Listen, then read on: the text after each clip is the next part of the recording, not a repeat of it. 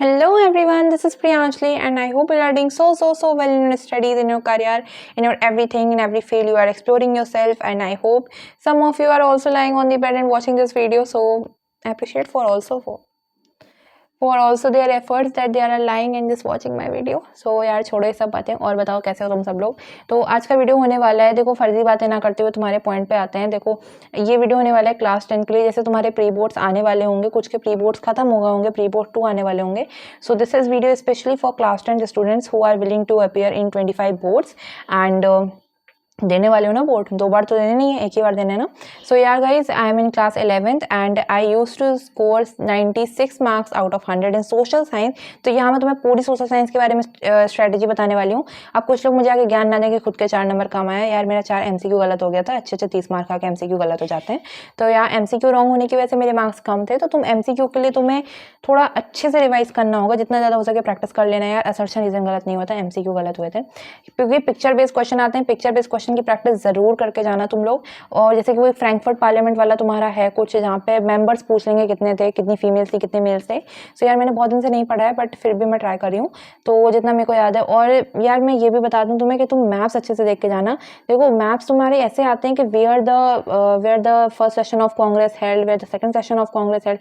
ये नहीं आता है कि पटना मार्क कर दो, कि गुजरात मार्क कर दो, कि दांडी मार्क कर दो। ये सब नहीं आता। तुमसे ये पूछ लेंगे सत्याग्रह कहाँ शुरू हुआ था, कहाँ से खत्म हुआ था। तो तुम्हें कंसेप्चुअल नॉलेज होनी चाहिए, ना कि तुम रट के जा रहे हो। मैप देखने, मैप भी तुम्हें कंसेप्चुअल नॉलेज से ही आएंगे, ठीक है।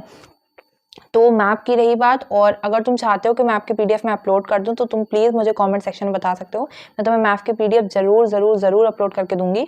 और रही बात, अब हम आते हैं नेक्स्ट चीज़ पे, दैट तुम आंसर राइटिंग कैसे करोगे। देखो तुमसे विनम्र निवेदन है, अगर तुम चाहते हो कि एग्जामिनर तुम्हारी कॉपी पढ़े इतनी हज़ारों कॉपी में, तो तुम यार सबसे पहले तो पॉइंटर्स में लिखना शुरू कर दो आंसर्स। अगर तुमने सॉलिड लिखा है और तुम्हें फिर भी नंबर नहीं मिलते हैं, देखो जो आंसर तुमको नहीं आता उसको तुम पैराग्राफ में लिखो तो तुम्हें देख के नंबर मिलेंगे। लेकिन अगर तुम्हें कंटेंट अच्छा चाहिए, तुम्हें 5 नंबर में से पूरे 5 नंबर चाहिए, तुम्हें 4 नंबर या 3 नंबर यानी 1-2 नंबर कटा के नहीं आने, तो तुम पॉइंटर्स में लिखना शुरू कर दो। और जो जो तुम्हारी इंपॉर्टेंट डेट्स हैं, इंपॉर्टेंट कीवर्ड्स हैं, जैसे कि डिप्लोमेटिक या जो भी तुम्हारे इंपॉर्टेंट कीवर्ड्स हैं, उनको हाईलाइट कर दो। कीवर्ड्स कहाँ मिलेंगे? अब कीवर्ड्स तुमने देखा होगा NCERT की साइड वाली बुक्स में, मतलब सिविक्स की बुक में बने होते हैं कीवर्ड्स, ठीक है। तो तुम्हें क्या करना है, तुम्हें कीवर्ड्स को अंडरलाइन करना शुरू करना है। देखो बोर्ड्स में तुम पेंसिल से अंडरलाइन कर सकते हो या पेन से अंडरलाइन कर सकते हो। मेरे अकॉर्डिंग तुम जेल पेन लेके जाना और एक तुम अपना नॉर्मल पेन, तो जेल पेन से तुम उसको अंडरलाइन कर देना, ठीक है। तो उसके बाद ये जो हमारा हो गया, क्या कहते हैं, लॉन्ग आंसर के लिए फॉर्मेट। लॉन्ग आंसर के लिए सबसे बेस्ट चीज़ यही है कि तुम पॉइंटर्स में लिखो आंसर। तुम वैसे पॉइंट 1 डालो, उसको 2-3 लाइन में लिखो, देन लाइन छोड़ो, देन उसके बाद साफ सुथरा लिखो, कटिंग अवॉइड कर दो। बड़े बड़े पैराग्राफ चिट्ठे लिखना अवॉइड कर दो, क्योंकि तुम किसी को लव लेटर नहीं भेज रहे हो, टू बी वेरी ऑनेस्ट, ठीक है। और भेज के कोई मतलब भी नहीं है, आगे तुम समझदार हो, ठीक है। तो तुम्हें यही करना है। और रही बात तुम्हें पढ़ना कैसे, तो तुम देखो सोशल साइंस के लिए तुम ऑब्वियसली अब इतना टाइम नहीं बचा कि तुम बहुत बड़े बड़े वीडियोस देख रहे हो, मतलब क्या कहते हैं, तुम लेक्चर्स देख रहे हो बहुत बड़े। तुम वन शॉट से कवर करो। और तुम मैं तो यही बोलूँगी, तुम अगर चाहो तो तुम मेरे नोट से पढ़ सकते हो, तुम गूगल पे किसी भी नोट से जाके पढ़ो।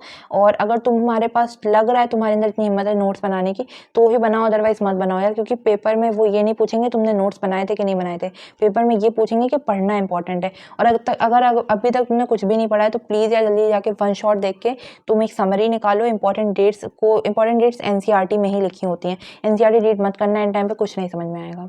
वन शॉट देखो, उससे काम चलाओ, ठीक है। क्योंकि अगर तुम इतने बड़े 30 मार्क का पढ़ाकू होते, तुम शुरू से पढ़ रहे होते हैं NCERT।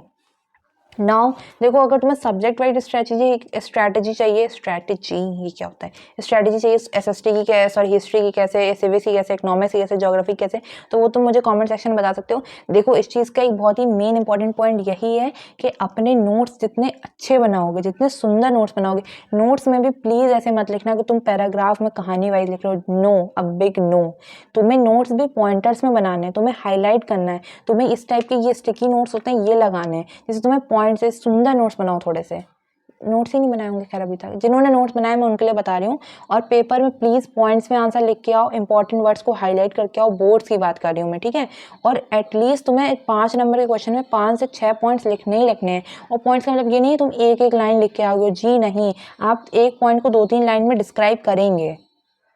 और तुम जितना सुंदर लिखना चाहो जितना सुंदर लिख सकते हो। और फर्स्ट ऑफ ऑल सेकंड चीज़ क्या बोल रही हूँ, फर्स्ट ऑफ ऑल बोर्ड्स में ग्रामेटिकल एरर्स के मार्क्स नहीं करते हैं सोशल साइंस में, तो उसके लिए प्लीज़ टेंशन मत लेना।